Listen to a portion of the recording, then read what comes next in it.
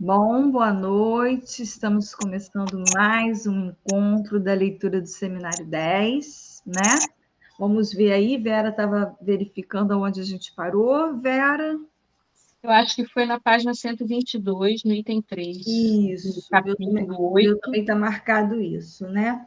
Um pouco antes ele estava falando da borda, ele chega a citar a Dora, mas muito rápido, e agora parece que ele vai entrar na jovem homossexual. Uhum. Então, vamos seguir, né, para a gente ver aí o andar da carruagem, né? E o nome dessa aula, vamos voltar, é o item 3 da aula A, a Causa do Desejo. Aula 8, tá?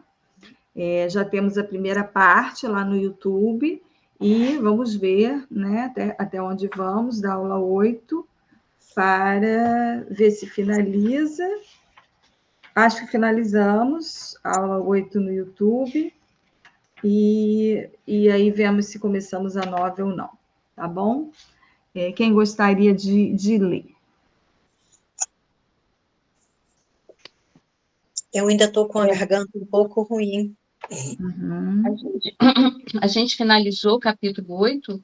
Ou a gente Não, parou não, no vamos item 3? finalizar agora, no item Ah, 3. tá. Vamos finalizar Então, agora no item 3. posso ler esse item 3, depois Márcia pega um pouquinho. Tá bom. Então, Esqueci que está gravando. basta-me pedir-lhes, antes de deixá-los, que releiam com atenção o texto inteiramente dedicado por Freud às suas relações com sua paciente chamada de jovem homossexual. Lembro-lhes que essa análise evidencia que foi essencialmente em torno de uma decepção enigmática concernente ao nascimento de um irmãozinho na família que a moça se orientou para a homossexualidade, sob a forma de um amor expansivo por uma mulher de reputação suspeita, perante a qual ela se conduz, diz-nos Freud, de maneira essencialmente viril. Estamos tão habituados a falar disso sem saber que nem nos apercebemos de que ele tenciona acentuar nesse texto o que tentei deixar presente diante de vocês a respeito da função do amor cortês. Freud o faz com um toque, uma ciência da analogia que é absolutamente admirável. A jovem comporta-se como o cavalheiro que tudo sofre por sua dama. Contenta-se com favores os mais minguados, os menos substanciais, e até prefere contar apenas com estes. Quanto mais o objeto de seu amor vai além do que poderíamos chamar de recompensa, mais ele superestima esse objeto de eminente dignidade. Quanto à boataria pública, não tem como deixar de lhe impor a realidade de que a conduta de sua amada é efetivamente das mais duvidosas, a exaltação amorosa vê-se reforçada pela meta suplementar de salvá-la. Tudo isso é admiravelmente sublinhado por Freud. Vocês sabem como a moça em questão foi levada à sua consulta. A ligação amorosa era conduzida com o conhecimento de toda a cidade, num estilo de desafio que Freud percebeu prontamente como constituindo uma provocação que visava alguém da família da jovem e logo se evidenciou que se tratava do pai. A ligação chegou ao fim através de um encontro. A jovem, em contrapartida de sua amada, cruzou com o pai, que estava a caminho do escritório. O pai lançou-lhe um olhar irritado. Em seguida, a cena transcorreu com muita rapidez. A pessoa amada, para quem essa aventura sem dúvida não passava de uma diversão bastante obscura, e que, obviamente, começava a se cansar dela e não queria expor-se a grandes dificuldades, disse à moça que aquilo já havia durado o bastante, que devia parar por ali, e que ela parasse de lhe mandar flores e mais flores todos os dias, e de seguir de perto seus passos. Ao que a jovem atirou-se imediatamente de uma ponte. Houve época em que eu explorava minuciosamente os mapas de Viena para dar pleno sentido ao caso do pequeno Hans, mas hoje não chegarei a lhes falar do local. Muito provavelmente era algo comparável ao que vocês ainda veem para os lados do Boulevard Pereire, ou seja, um pequeno fosso em cujo fundo estão os trilhos de uma estradinha de ferro já desativada. Foi nisso que a moça se lançou niederkommen, deixou-se cair. Eu tinha a impressão que ela tinha se jogado na linha do trem, mas não sabia que era um trem desativado. É. Aí tem aqui uma nota, né? A tradução do verbo niederkommen é dar à luz, partejar, mas sua composição etimológica permitiria uma tradução literal por vir abaixo, despencar. E que a gente usa muito nesse caso também o deixar-se cair. Uhum. Não basta lembrar a analogia com o parto para esgotar o sentido dessa palavra. O niederkommen é essencial para qualquer relacionamento súbito do sujeito com o que ele é como azinho, pelo ar, né? Não é à toa que o sujeito melancólico tem tamanha propensão, e sempre realizada com rapidez fulgurante, desconcertante, a se atirar pela janela. Com efeito, na medida em que nos lembra o limite entre a cena e o mundo, a janela nos indica o que significa esse ato. O sujeito como que retorna à exclusão fundamental em que se sente. O salto é dado no exato momento em que se consuma, no absoluto de um sujeito de quem somente nós, os analistas, podemos ter uma ideia, a conjunção do desejo com a lei. É propriamente isso que acontece no momento do encontro do casal, formado pela jovem cavalheiresca de Lesbos e seu objeto kareniniano, se assim posso me exprimir, com o pai. Não basta dizer que o pai lançou-lhe um olhar irritado para compreender como pôde produzir-se a passagem ao ato. Há nisso algo que se prende ao próprio fundo da relação, à estrutura como tal. De que se trata? Vamos dizê-lo em termos sucintos. Creio que vocês estão suficientemente preparados para entender.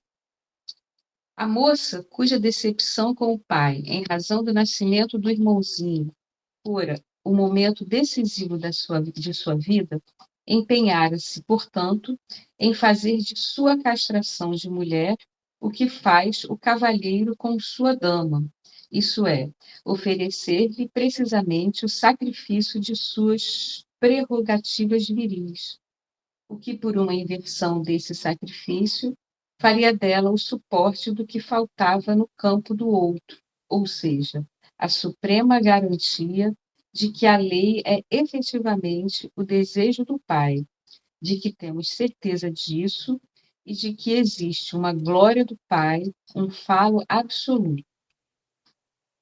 Aí tem um fio aqui grandão, né? Não há dúvida de que o ressentimento e a vingança são decisivos na relação dessa moça com o pai. Seu ressentimento e sua vingança são essa lei, esse falo supremo. O grande fi é aí que eu o situo. A gente nem chama muito de fi, porque esse é o, tem o Não? fizinho, esse é o fizão, a gente chama direto de falo. É, né? Falo. É, o fi é É o aquele, falo. né? O FI ele representa muito mais a falta, a castração. A castração contínua Esse FI maiúsculo, é o falo. ele é o falo propriamente dito. Tanto que no parágrafo anterior ele diz, né, que existe uma glória do Pai, um falo absoluto. E aí o desenho do falo. Quando coloca o FI ou menos FI, é muito mais É aquela letrinha. É aquele no esquema óptico. menorzinho, e que é a castração, mas em si a falta do falo, ou o falozinho, né?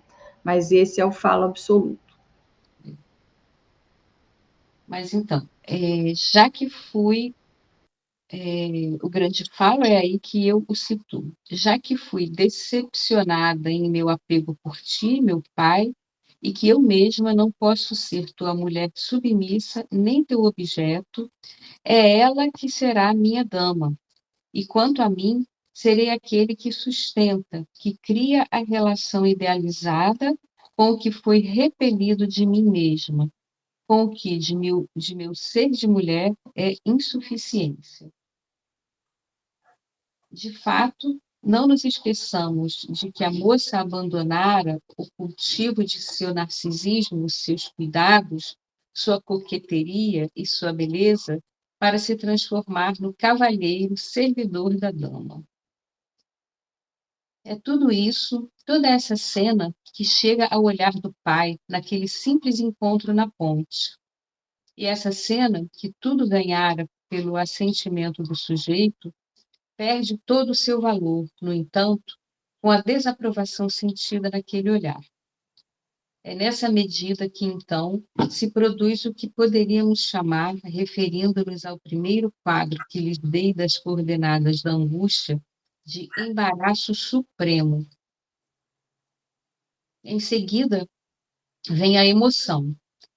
Refiram-se a esse quadro e vocês verão nele as coordenadas exatas.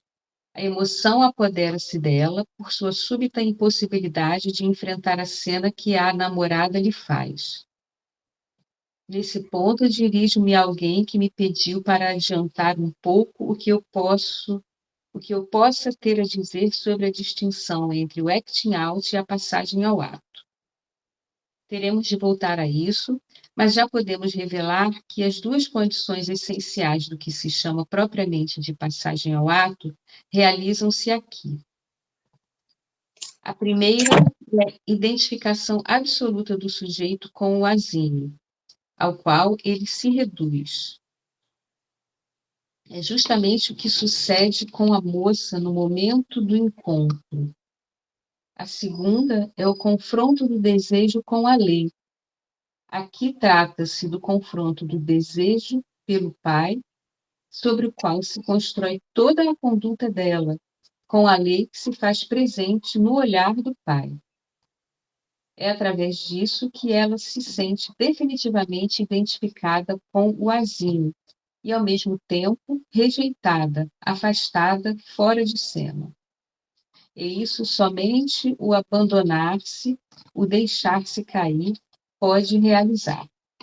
Aí tem uma nota aqui no deixar-se cair, né? Vale assinalar. É exatamente aquilo que eu tinha comentado, que a gente usa de deixar-se cair. Acho que ele vai explicar, então. Uhum.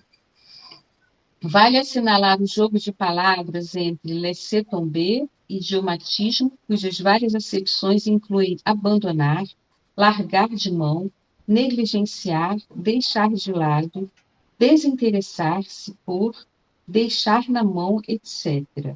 E se laisser tomber, que pode ter as mesmas acepções em sentido reflexivo, e ainda a de deixar-se cair, despencar. Que é essa que vai ser mais usada nesse caso da jovem homossexual. Deixar-se cair. Não só na jovem homossexual, mas na ideia da passagem ao ato. Porque o sujeito cai da cena. Porque o sujeito se identifica com o objeto A e ele cai da cena, que é diferente do acting out, que tem que atua, né? Tem toda uma direção ao outro, né? E aqui ela não está se dirigindo a ninguém, ela se reduziu à posição de objeto e deixou-se cair. Uhum. Então, hoje me falta tempo para lhes indicar a direção em que isso vai. De qualquer modo, digamos que a célebre notação de Freud sobre o luto da identificação com o objeto, como sendo aquilo em que se apoia o que ele expressa como uma vingança de quem sente o luto, não é suficiente.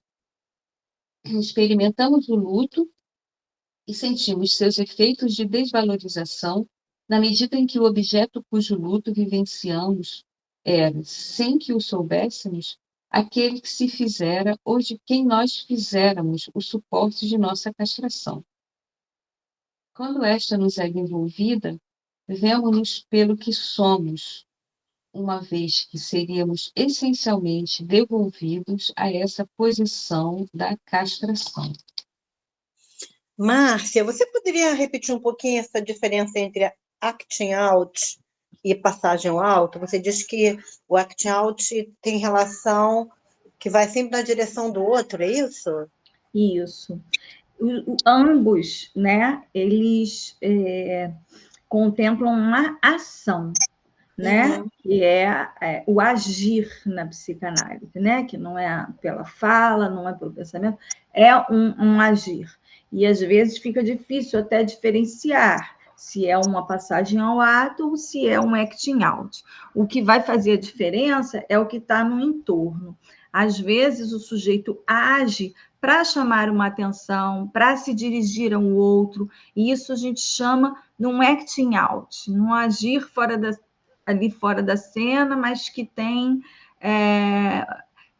um objetivo de ser visto, de ser, de ser pensado depois, de causar efeitos no outro. A passagem ao ato é quando o sujeito se perde mesmo, não tem outro. Ele se reduz ao objeto e ele se deixa cair. Por exemplo, o suicídio. O suicídio é a passagem ao ato mais bem sucedida, que o Lacan vai dizer, porque algumas passagens ao ato falham, né? E aí o sujeito até volta para falar sobre isso. Mas a passagem ao ato que é melhor sucedida é aquela que se cumpre, que é o sujeito se deixar cair para a morte. Né? Então, numa não tem sujeito, ele fica assujeitado, ele perde a posição de sujeito, ele se identifica com o objeto A e ele cai da cena, ele desmorona, né? Enquanto que a passagem, o acting out, também é um agir, às vezes pegar esse copo e tacar e fazer alguma coisa sem pensar, mas chamando uma atenção do outro, algo que pode ser retomado, que algo vai dizer assim, mas o que foi isso, né? Enfim, e é direcionado a, né, tem um endereçamento. Né? O acting out tem um endereçamento, é uma ação também, mas é uma ação que tem volta, que está dentro de um contexto, que inclui o outro, que o sujeito está ali, né? E a passagem ao ato, não, o sujeito ele cai da cena, ele se reduz ao objeto e pode ser catastrófico. Entendi. Obrigada. Então, hoje me falta tempo para lhes indicar a direção em que isso vai. De qualquer modo, digamos que a célebre notação de Freud sobre o luto, da identificação com o objeto, como sendo aquilo em que se apoia, o que ele expressa como uma vingança de quem sente o luto, não é suficiente. Experimentamos o luto e sentimos seus efeitos de desvalorização na medida em que o objeto cujo luto vivenciamos era, sem que o soubéssemos, aquele que se fizera ou de quem nós fizéramos o suporte de nossa castração. Quando esta nos é devolvida, vemo-nos pelo que somos, uma vez que seríamos essencialmente devolvidos a essa posição da castração. Vocês estão percebendo que o tempo me pressiona e que só posso dar-lhes aqui uma indicação. Duas coisas designam bem a que ponto é disso que se trata. Primeiro, a maneira como Freud sente que, por mais espetacular que seja o avanço feito pela paciente em sua análise, isso resvala por ela, por assim dizer, sem afetá-la em nada.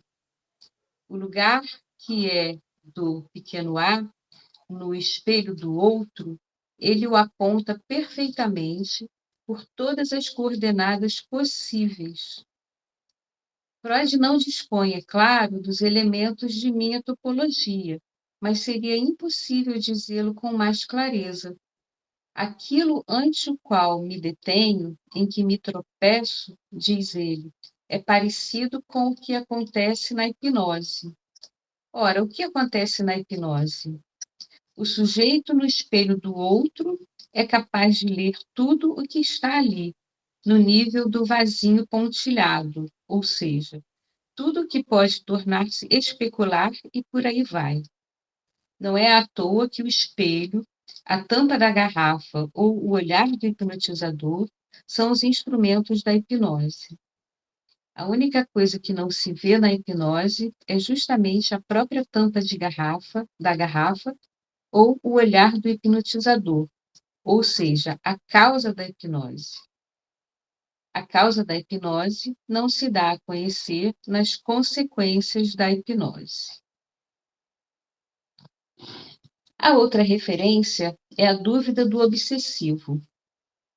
E a que se refere essa dúvida radical que também faz com que as análises de obsessivos prossigam durante tanto tempo e tão lindamente?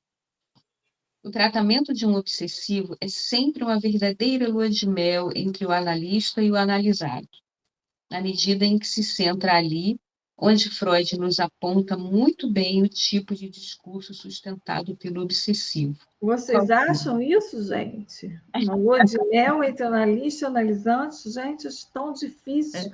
Análise do obsessivo, nossa. Nem são duradouras assim. Uhum. Não, até são duradouras, mas não sei se estão lua de mel, né? Porque Não, às vezes nem são duradouras. Algumas sim, mas muitas assim ele fica ali, né, furando e acaba indo embora. Uhum. Mas então, a outra referência, e gente, me perdi. Tratamento de obsessivo é sempre uma verdadeira lua de mel de analista ou analisado, na medida em que se centra ali, onde Freud nos aponta muito bem o tipo de discurso sustentado pelo obsessivo, qual seja. Esse homem é mesmo muito bom. Conta-me as coisas mais bonitas do mundo. O chato é que não acredito em nada disso. Quando isso é central, é porque está ali no X. No caso da jovem homossexual, o que está em questão é uma certa promoção do falo como tal ao lugar do objeto pequeno a. É justamente isso que deve esclarecer-nos sobre o desfecho do tratamento. Tenho escrúpulo em abordá-lo, tanto mais que esse é um texto tão maravilhosamente esclarecedor que não preciso dar-lhes suas outras propriedades. Peço-lhes, pelo menos, que não tomem por um dos refrões a que desde então nos habituaram aquilo com que esse homem, então, em processo de descobrimento, conclui seu texto, ou seja, a distinção entre os elementos constitucionais e os elementos históricos da determinação da homossexualidade, sejam eles quais forem.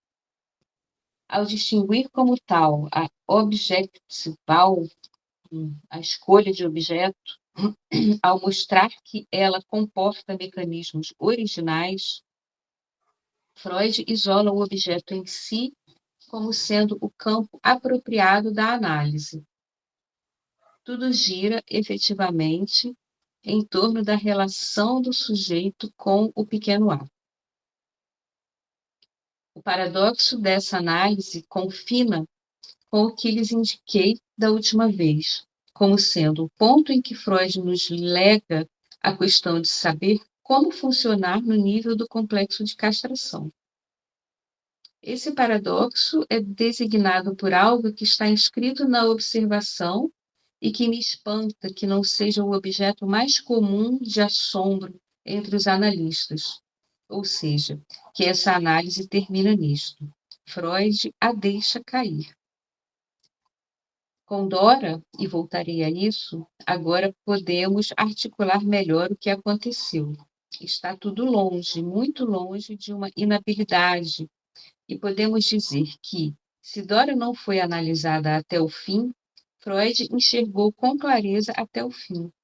Mas com essa jovem, que é um caso em que a função do pequeno A foi como que tão prevalecente que chegou até a passar para o real, numa passagem ao ato, mas cuja relação simbólica Freud compreende muito bem, ele se dá por vencido. Não chegarei a lugar nenhum, diz a si mesmo, e a encaminha a um colega. É ele quem toma a iniciativa de largá-la de mão. Eu os deixarei com essa expressão para entregá-la às suas reflexões. Vocês podem intuir que meu cuidado visará a uma referência essencial na manipulação analítica da transferência. De 21 de janeiro de 63. Então, Freud encaminha a jovem homossexual? Encaminha, né? Uhum. Não lembrava desse detalhe. Olha, embora esteja cedo, eu acho. Como é para começar um capítulo novo, a gente podia esperar o Ricardo, né? Eu acho que como o Ricardo não veio. Esse próximo capítulo, Aida, É vai importante. trabalhar bem passagem ao ato e acting out. Ah, que legal. Trabalhar bem. Mas eu acho que a gente pode deixar até também para o YouTube ficar organizadinho, né? Terminando, fim da aula 8, e no próximo, o início da aula 9. Sim. E como o Ricardo não veio também, a gente fala para ele que a gente fez só uma pequena leitura, finalizando mesmo a aula 8, que foi só o item 3, que ele pode ler ou ver no YouTube, né? E, enfim, deixa eu tirar uma foto nossa para avisar que vai estar no YouTube.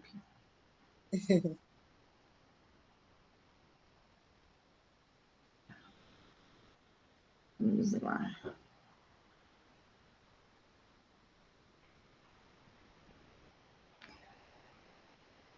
Um, dois e...